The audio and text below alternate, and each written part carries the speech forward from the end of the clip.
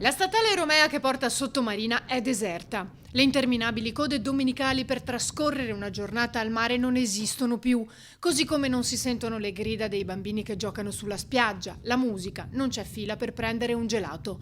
Tutto deserto.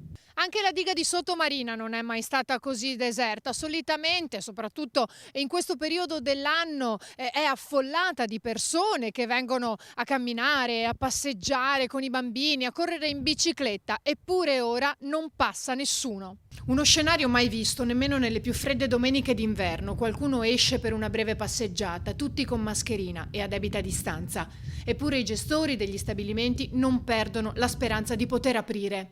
Noi siamo prontissimi, quindi appunto fa parte del nostro lavoro, quindi stiamo attendendo ovviamente il via ovviamente iniziale per ciò che riguarda appunto di iniziare e di installare tutte le dotazioni.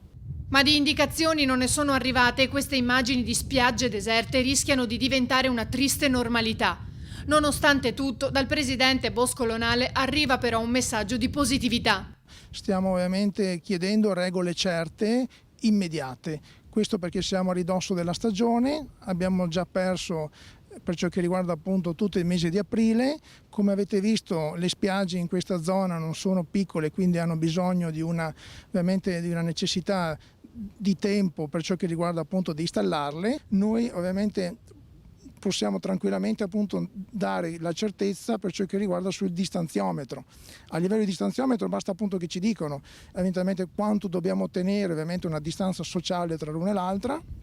Ovviamente più attenzione per ciò che riguarda la sanificazione, quindi da lì tutto appunto dei punti importantissimi che possono essere seguiti e noi l'abbiamo già inserito nel progetto, e nello stesso momento anche per evitare ovviamente gli assembramenti, quindi anche qui le prenotazioni vengono fatte ovviamente prima, quindi in via appunto online oppure anche telefonando, e così si crea un controllo maggiore e più tranquillità e sicurezza nelle nostre spiagge.